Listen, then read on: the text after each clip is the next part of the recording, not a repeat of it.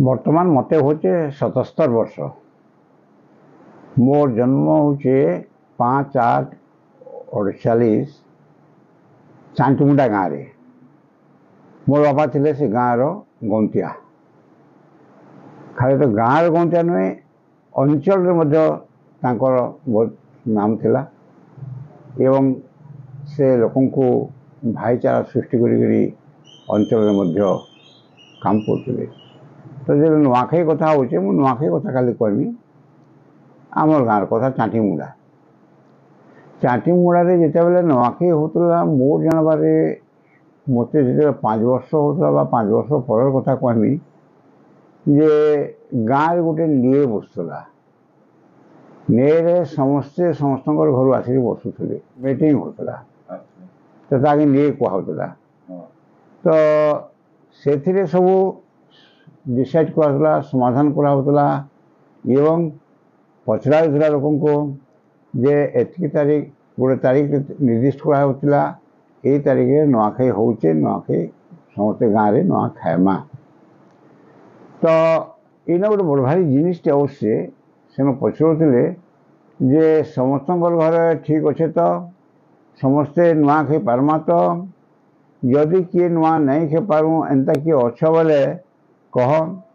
आम साहाय्य करमा बोले बापा कहते साहाय्य भी दौले एवं गाँ लोक भी कहते साहाय्य करूँ बाबू तार नुआखाई उठी जावा निहाले बोली कहते लोक साहाय्य करते। यहाँ हूँ गोटे बड़ भारी जिनिस कहीं भी तार माने नुआ नहीं खाई रही जाते लोक चेष्टा कर सब सहयोग कर नुआ खाऊले। यहाँ गला नुआखाई निए कथा बा कमिटी कथा। तो गाँव एवं कहूँ कमिटी से कहूँ निए से निए रे निर्देश होता जे बाली तृतीया पड़वा झांकर के निर्देश होते बापा जे बाबू तो तृतीया दिन देवी मान ठान सब बाली पका बेले काना से आनिक नुआ धान आनिक से गाँव देवी मान को लगौला एवं प्रत्येक घर के खेड़े खेड़े धान दौला कहते बाली बाली पड़ला बोली एवं गाँव चर्चा जो बाली पड़लान नुआ खाइमा पर बाली पड़लान बोली कहते लोक मैंने। यहाँ हूँ बाली तृतीया होता बाली तृतीया आम कहूँ पंचमी नुआ। तो इना गोटे बड़ भारी जिनिसटे अच्छे जे कहूँ मुझे आपन कौन गाँव में निए नहीं बसले नुआ नहीं खाऊँ कार घर मरी किए किए हजी किए खाई नहीं पारे बोले गोटे घर लगे भी नुआखाई बंद हो जाता। गाँव सारा सब नुआ खाइबे तो खाइबे जो कार किसी असुविधा होते नुआ खिया बंद। तो सेनु चेष्टा कराला जे जार घर जो बंद हो जाए ताके डाकिक निए कहते बाबू आ गाँव जाक सब अच्छन तोर काना असुविधा कह आम सब ते साहाय्य करमु आउ नुआटा खाइमा नुआ कामटा चलईदेमा। से लोक मैंने भी कहते हाँ गतिया आउ गाँ माँ सब अच्छन आटा के केन्ता आम बंद करमा नहीं चलईदेमा न बोली से कहते ताके शुणिक नुआ खाऊले। यहाँ गला नुआखाई पर्व कथा आरंभर तापर नुआखाई केन्ता केन्ता पालन करते कहूँ। प्रथम कथा हूँ स्वास्थ्य के समस्ते जगिक रोते प्रत्येक घरे तांकर कांथी कूड़ जहाँ थिला कूड़ बेले कांथ जेटा कहूँ गाँव में कूड़ कूड़ के सफा सुतर करी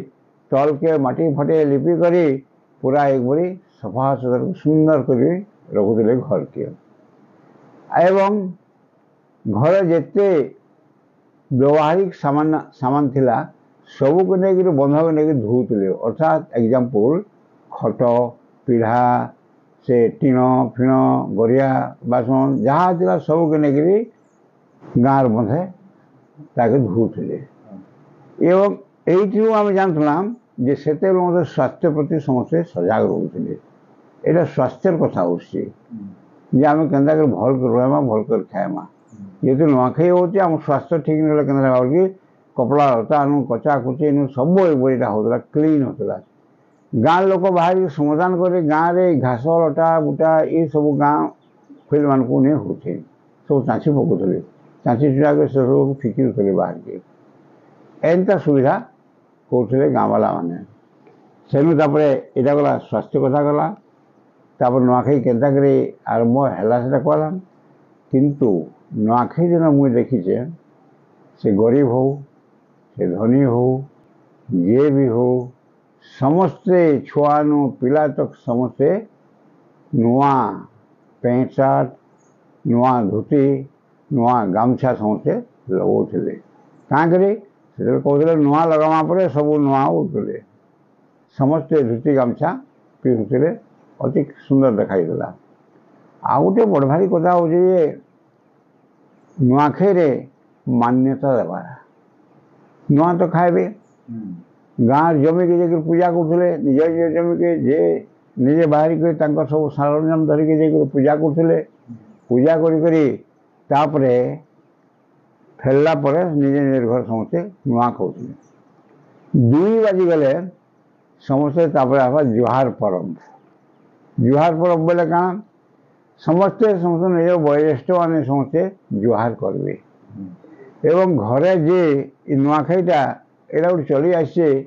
ଯେ ସମସ୍ତର ବଡ଼ ଥିବେ ସେ ନୂଆ ବାଣ୍ଟିବେ ସବୁକୁ ପରିବାରରେ ସମସ୍ତେ ନୂଆ ଖାଇବେ ତାପରେ ମହାପ୍ରଭୁ ଦର୍ଶନ କରିବେ ତାପରେ ଆସିକରି ବଡ଼ମାନଙ୍କୁ ସମସ୍ତେ ମୁଡ଼ିଆ ମାରିବେ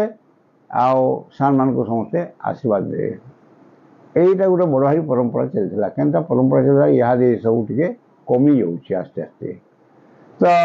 ସେତେବେଳେ ଭେଦଭାବ ବି ନାଇଁ ଥାଇ କିଏ କାହା ସାଙ୍ଗେ ଗାଲି ଲାଗିଛେ ଗୁମା ଲାଗିଛେ ତାର ଘରକେ ନିଜେ ତାହାକେ ମୁଡ଼ିଆ ନିବାର ଏସବୁ ନାଇଁ ଥାଇ ଗାଳି ଗୁମା ଲାଗିଥିଲେ ବି ଆସିକରି ଗଞ୍ଚା ଜୁହାର ଭାଇ ଜୁହାର ଦାଦା ଜୁହାର କକା ଜୁହାର ବୋଲି ସମସ୍ତେ ସମସ୍ତଙ୍କୁ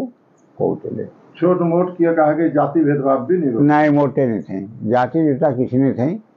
ଏବଂ ସେ ନୂଆଖାଇ ଦିନ କେତେ ଜୁହାର କରି ଆସିବେ ସବୁ ବୁଲି ବୁଲି କରି ଘର ଘର ଯାଇକରି ଜୁହାର କରୁଥିଲେ ସ୍ତ୍ରୀ ପିଲା ବି ବସୁଥିଲେ ଆଉ ଲୋକମାନେ ବି ବସୁଥିଲେ ଗାଁର ଏବଂ ସମସ୍ତେ ସବୁ ମାନ୍ୟ କରି ଜୁହାର କରୁଥିଲେ କକା ବୋଉ ଜୁହାର ବୋଉ କକା ଜୁହାର ବୋଉ ଦାଦା ଜୁହାର ବୋଉ ବାବା ଜୁହାର ବୋଉ ନାତି ନାତିମାନଙ୍କୁ ଆଶୀର୍ବାଦ ଦେଉଥିଲେ ଯେ ନାତି ନାତନ ଜୁହାର ଆଜ୍ଞା ଆପଣ ଥାଇ ସେତେବେଳେ ଏଇସବୁ ନେଇଥାଇ ତାର ଦ୍ୱାରା ତ ଭଲ ଥିଲା କାହିଁ ମାନ୍ୟ ଧର୍ମ ଧରିକି ସେମାନେ ନମସ୍କାର କରୁଥିଲେ ତ ଏଇଟା ଗୋଟେ ଭାରି ଶିକ୍ଷାରେ ନୂଆଖାଇରେ ମିଳୁଛି ଆମକୁ ବଡ଼ ବୟସ୍କମାନଙ୍କୁ ଆମେ ସମ୍ମାନ ଜଣାବାଟା ଶିଖୁଥିବା ତାପରେ କାଣା ହେଉଥିଲା 2 ବାଜିଲା ପରେ ଜୁହାର ପରବ ହୁଏ ଆଉ ଯୁବକ ପିଲାମାନେ ସେମାନେ ବାଡ଼ି ଘିଚାନି ଛୋର ଗୁଡ଼ୁ ଖେଲନ୍ ଆଉ ଯେମାନେ ଟିକେ ବୟସ୍କ ଲୋକମାନେ କୀର୍ତ୍ତନ କରନ୍ ମନ୍ଦିର ସାମ୍ନାରେ କୀର୍ତ୍ତନ କରନ୍ ସନ୍ଧ୍ୟା ତକ ସନ୍ଧ୍ୟା ହେଇଗଲା ଯା ଯା ହୋକେ ସେ ଫେର୍ ପଳାବେ ଏବଂ ସେମାନେ ଡିସାଇଡ୍ କରିଥିବେ ଯେ ଆଜି କେନ୍ ନାଟ କର୍ମା ହଁ ଆଜି ନାଟ କର୍ମା ସୀତା ଚୋରି କର୍ମା କେନ୍ କେନ୍ ଥର ନାଇଁ ଆଜି ଲଙ୍କା ପୋଡ଼ି କର୍ମା ନାଟକ ବି ହେଉଥିଲା ଆବିଲା ହେଉଥିଲା ଆଉ ଗୋଟେ ଥର ଗୋଟେ ହେଉଥିଲା ନାଟକ ବହୁତ ସୁନ୍ଦର ଲାଗୁଥିଲା ଲୋକ ଆସି ଉପଭୋଗ କରୁଥିଲେ ତ ଏଇ ନୂଆଖାଇରେ ଖାଲି ଭାଇଚାରା କହିସନ୍ ଭାଇଚାରା ନୁହେଁ ଏଥିରେ ବହୁତ ଜିନିଷ ଶିକ୍ଷଣୀୟ ଜିନିଷ ଅଛି ପ୍ରଥମତଃ ହେଉଛି ଆମର ହେଲ୍ଥ ଅର୍ଥାତ୍ ସ୍ୱାସ୍ଥ୍ୟ ତାପରେ ହେଉଛି ଆମର ଏଜୁକେସନ୍ ତାପରେ ହେଉଛି ଆମର କଲଚର ଆମର କଲଚରାଲ ଆକ୍ଟିଭିଟି ଯେ ନାଟକ ତାମସା କୀର୍ତ୍ତନ ହେଉଥିଲା ସବୁ କଲଚରାଲ କି ଆସୁଥିଲା ଏବଂ ବହୁତ ଗୁଡ଼ାଏ ଜିନିଷ ଇନ ହେଉଥିଲା ଆଉ ଗୋଟେ ଥିଲା ବଡ଼ ଭାରି ଜିନିଷରେ ଯେନ ମୁଇଁ ବି ମୋର ମନେ ଅଛି ଯାଇଛୁ ବି ଆମ ବାପା ଘରମାନଙ୍କୁ ତ ଯାର ଘରେ ମିତ ବସିଥିବେ ମାସାର ବସିଥିବେ ବେଲେ ନୂଆଖାଇକେ ଭାର ଯିବା ଇ ମାସ ଦେଖୁନ ସେ ମାସ ଧରକେ ସେ ମାସ ଇ ମାସ ଧରକେ ଆସ ଚୂଡ଼ାକୁଣା ବୋଲେ ପିଠା ପୁଠି ଟିକେ ଆଉ ଯେନ୍ ଚୂଡ଼ାକୁଣା କରୁଥିବେ ଘରେ ସେ ନୂଆଖାଇ ତୁମା ସେଟାକେ ଚୂଡ଼ାକୁଣା ବୋଲସନ୍ ଆଉ ସେଟା ନିଜର ଝି ଘରମାନଙ୍କୁ ନେଇକରି ପହଞ୍ଚଉଥିଲେ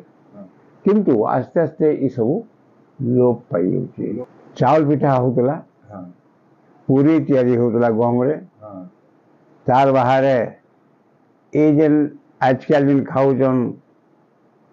ସେଟାକେ ତାର ନାଁ ଯଦି ଆମେ କହୁଛୁ ସେଟା ନାହିଁ ସେ ଏକା ପିଠା ବାଗି କରିକି ତିଆରୁଥିଲେ।